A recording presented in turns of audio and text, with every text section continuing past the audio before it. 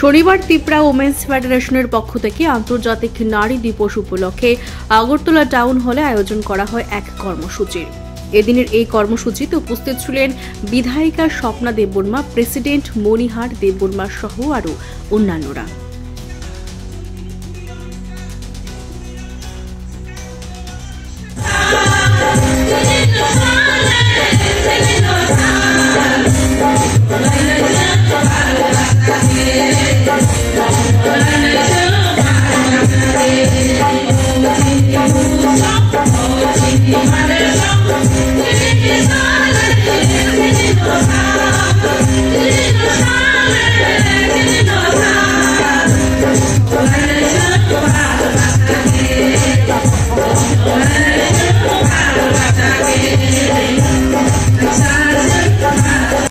আজকে আন্তর্জাতিক মহিলা দিবস, ইন্টারন্যাশনাল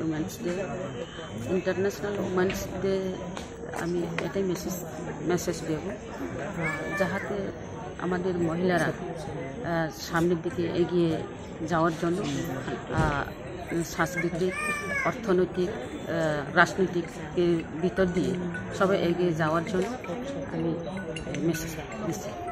থ্যাংক ইউ।